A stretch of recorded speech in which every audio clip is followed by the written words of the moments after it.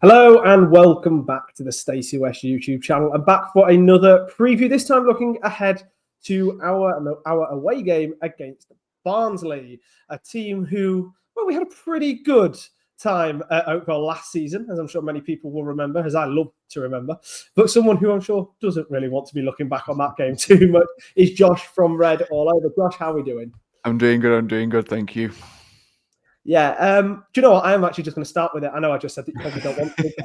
At this point, I don't care, because any opportunity to talk about a game like that, we are going to. That game, of course, was a bit of a thrashing last year, wasn't it?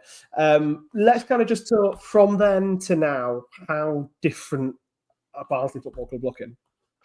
Yeah, it's been a real. Obviously, that was not a great day for us as such, but I think it started a bit of the writing on the wall for Neil Collins' time.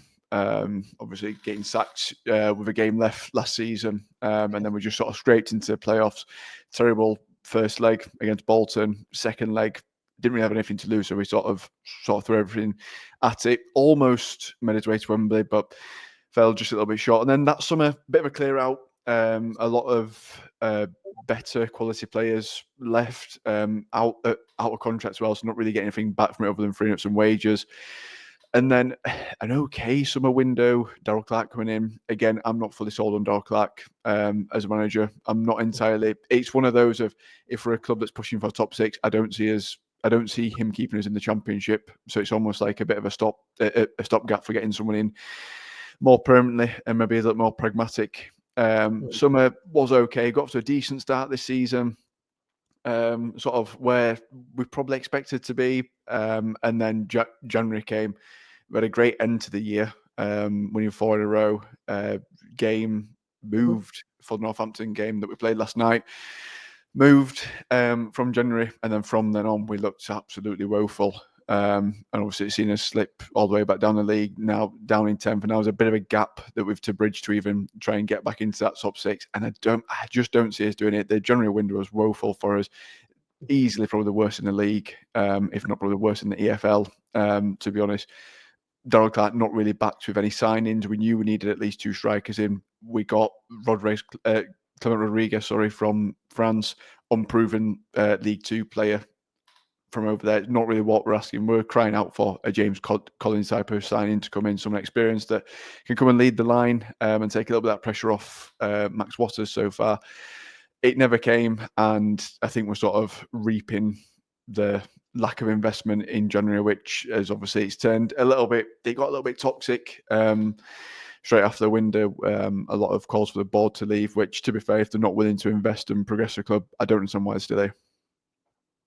Yeah, look, fair enough. You know, it's an interesting one, isn't it? Especially when you are kind of in that no man's land that is now kind of opened up, if you like, in that 10th place position. Currently sat on 49 points, and like you say, you are granted it's only 4 points up to 6th place, but like I say, with a current form, it's potentially feels a lot larger than what it actually is. Now, that was kind of one of the questions I was going to ask, because on current form, obviously you did have that really poor run during and after the January transfer window, but now 2 wins on the bounce. Is that kind of a systematic change of form that you're kind of now expecting to carry on, or is this just 2 games that you're probably just a little bit lucky that they're together in terms of growing a little bit of confidence and snowballing, rather than them actually being signs of improvement overall?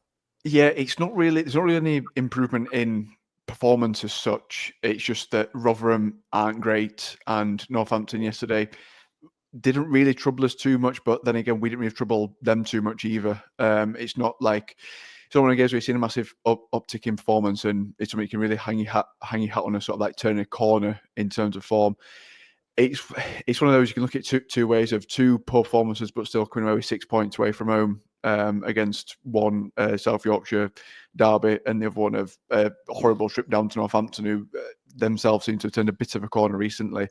especially under Kevin Nolan. So the two ways you can look at it of performances weren't great, but it still picked up 6 points, which sometimes you have to win a bit ugly. But for me, there's still not enough visible improvement to really see that we've really pushed on, because Rotherham have been so inconsistent this season under Steve Evans that you can't really take that as a game. And then obviously Northampton, they're still down where they are this season. And as much as they might have a little uptick in form themselves, it's still a game that at the start of the season I'll be expecting to take 3 points down at Sixfield. So it's one of those where it's difficult. I think Saturday is going to be sort of the real measure of a yardstick of seeing exactly if we have turned the corner or not, especially with it being at home, because again, as home form this season has been absolutely terrible. And it's been a way that we've picked up, I think it's 10 wins so far away from home this season. And I think with 6 games left, we're still on to Breakers' record of away wins, which funnily we set last season as 12. Yeah, it's weird that, again, that was something that I wanted to very much pick up on, because obviously, like you say, it's 10 wins away from home now. I know when I looked at this on Monday night, when I was just taking a bit of a look through the form table and such, it was 9 wins from away from home. Like I say, obviously now been up to 10 after last night. And it's weird. If you're going to really have big, massive form swings like that, you would always typically expect it to be the home form that is the one that kind of flies, and the away form that maybe dwindles towards the bottom of the league. But like you've said, it's the total opposite. And your home form puts you in 19th place in the league, only 4 wins at home. You struggle to score at home. You certainly are well enough conceding at home. Like, with that, what's the reason there? Is there kind of some intangible reason where maybe the fans are very quick to turn on the players the minute it doesn't start going well? Is it that, what kind of a reason is that? Or is it just really difficult to put your finger on? It is really strange, because like going back quite a while now to when Stendhal was in charge, I think 17-18 season, we went the full season unbeaten at home. And I think we took it forward a little bit into the Championship as well as when we went up. And it had always been one of the things of it was home form in the Championship that normally keep us up. And it'd be something for us to build off when we're in League One. But sort of since the COVID season, when I think we finished 5th or 6th in the Championship, and then unfortunately to make it through the playoffs, it seems sort of ever since then there's been this problem we've got at home. We did all right under Michael Duff at home, but again, it was probably split quite evenly. We probably did marginally better at home than what we did away. But then under Neil Collins last season, we had the exact same issue that we had now. We just couldn't get the results at home. And it's like, if you want to be seriously challenging this league, you've got to make the home games a fortress and pick up whatever you can away from home. There's a few games when you're playing the lesser sides in the leagues, you'd be expecting to pick up points, but it's not really too much of a problem if you're not beating the sides around you when you're playing away from home. You can take a point at Stockport, for example, or Wrexham, and sort of have something to build on when you're playing away from home there. But for us this season, and sort of last season as well, I don't know what it is. It does seem like it's as other players are a bit fearful and scared when they play from home. I do think, especially sort of the anomaly of when we finished in the Championship playoffs, not having fans there, and the style of football that we did play, which was route one, play for anything that comes off as a second ball. It's one of the things where every time a defender gets it and launches it 60 yards, there's been moans and groans of why have you not played it short and things like that.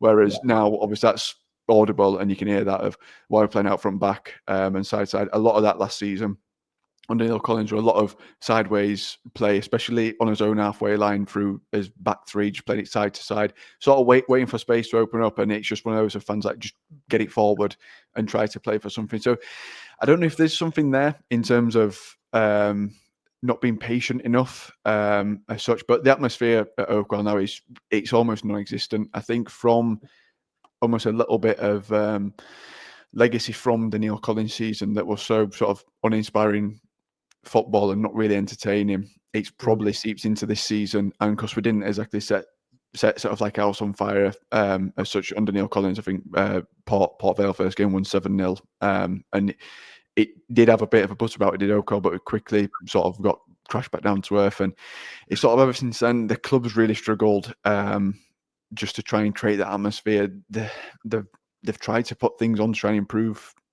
atmosphere. A couple of games have been like Kids for a Quid, those kind of sort of initiatives, just to try and fill it up a bit more. But ultimately, it's a product on the pitch that people are coming to see, and if it's entertaining, attacking football, even if you're winning games 4-2 or something like that, we're not scoring at home. It's the horrible part of the year as well, where you don't really want to be outside watching uninspiring game for 90 minutes and things like that. I think it's a combination of all those things, which you'd think less people there, lesser atmosphere, it's probably a little bit less pressure for players, but it seems like one of those things that it's not even that as such. I don't know if it's a mentality switch sort of within the group that needs to be sort of a big reshuffle as such in player personnel, but I just don't, there's nothing to galvanise fans when we're watching to sort of really get to get behind everyone. And I think it's a bit of those two things of the football's not entertaining, so there's not really anything for fans to cheer about. And then you've got to say the opposite thing is fans should like help create atmosphere to move everyone on. And it's almost as though them two things are opposites with each other. And there's no atmosphere at games anymore. And I don't know if that's sort of hindering us as well. Yeah, it's always really difficult, isn't it, to kind of properly put your finger on how much of an impact that ever actually has, isn't it? I think when it's going well, as fans, I don't know, we kind of want to assume it has a really huge impact because you want to feel like you are making that impact. But then when it doesn't go so well, maybe you kind of don't want to kind of have the blame of that. Yeah, it's really kind of difficult to boil down. Now, looking ahead to Saturday, of course, you already said it's potentially going to be kind of a real barometer of where you are now and whether you have kind of started to turn a corner past the January transfer window. It's kind of an interesting that you sort of put that forward. Obviously, last season's game at Oakwell could very much potentially be in the minds there, and the fact that we were both very much fighting for that last playoff spot at the end of last season, and we were obviously in that battle that you ended up getting, and obviously we didn't. But looking ahead to Saturday, how do you kind of see it going? If you were to kind of put a prediction on kind of the way the game is likely to be played, the way that you were likely to set up, and then I guess what kind of threat do you perceive Lincoln to be? I think in terms of how we'll set up, it'll be very there'll be no real surprise as such. It'll be a 3-5-2. And within that, there's a slight variation of where Davis Killadun might play. He might play just behind a striker, so it's a bit more of a, what would that make it, a 3-4-1-1 kind of thing. There should be some sort of variation with three at the back. Wing backs will be high, which has been a lot of our threat so far this season. I think Corey O'Keefe's got 6 or 7 assists now. He scored last night as well. So there's that threat there. I think the thing I like to see from Lincoln is just having that threat coming the other way, because Rotherham didn't really pose that much of a threat coming forward, and also Northampton again last night didn't really look too much of a problem, only up until we gave them a lifeline back into the game. We never really looked too stretched by them. And I think that'll be the real test to see sort of a side that are not necessarily going to come and sit in behind the ball against us, that are going to try to look to break. And it's been one of our problems all season is the goals conceded. As much as we can say we've played Bristol Rovers, and I think we've played them 3 times this season. I think we've had 90 somewhat shots across the 3 games we played and scored 1 against them. And there's obviously, as I've said so far, we really need a striker in January, someone that was experienced in league. We didn't get it. But whilst we've been saying that, the one thing that's been as real crux this season is the amount of goals we've conceded. For the position in which we were in, as goal difference were about level, even when we're in the top 6.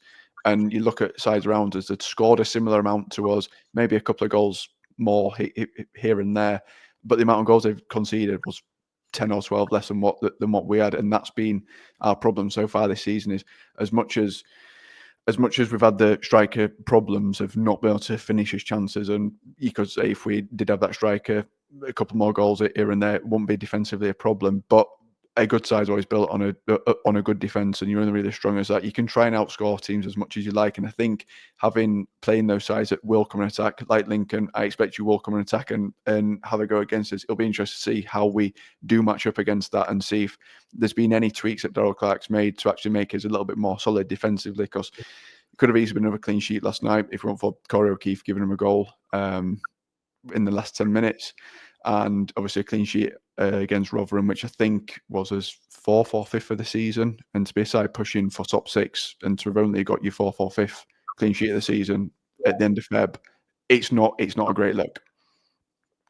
Yeah, I believe you're 21st in the division for the number of clean sheets over the course of the season, and like you say, that's obviously not good enough, is it? From where you want to be, it's one thing for a mid-table side to have that; it's a totally different thing for a side who, like you say, want to be pushing into the top six to have that, and it could always very much be your downfall. And hopefully, that will be the case on Saturday. Now, you alluded to the fact that you'd like to see us kind of come and attack. Well, obviously, you wouldn't like to see us come and attack, but you think that's the way it could be. I would certainly like to see us go and attack, and it could very much be an interesting game. So, put a number on it. Give me a score prediction, Josh.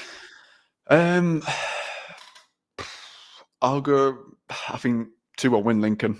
To be honest, I think the fact of 3 games in a week, there's no chance we're keeping up a clean sheet. Obviously, Miles Juvenet got sent off last night as well, who's been somewhat of the only consistency we've had in that back three.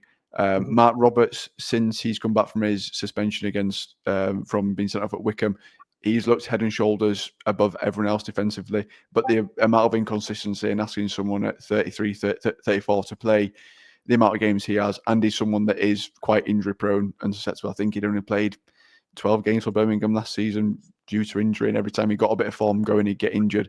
Asking him to play 90 minutes in a week is going to be tough. And I just don't think... I think you pose more of a threat as well, and have probably got the ability as well to silence us a little bit more going forward. So it'll be interesting, but I don't see us coming away with a win. Well, let's very much hope that is the way that it goes for us. It's always nice when you have an opposition preview and they do end up predicting a victory for us. These are the sorts of previews I enjoy doing. Very much hearing those sorts of things. And let's hope it does happen like that on Saturday. For those who are travelling to Oakwell, enjoy the game. Josh, thank you so much for coming on and talking all things Barnsley and giving us the insight as ever. And all of you guys, thank you so much for watching. Until next time, up the Imps.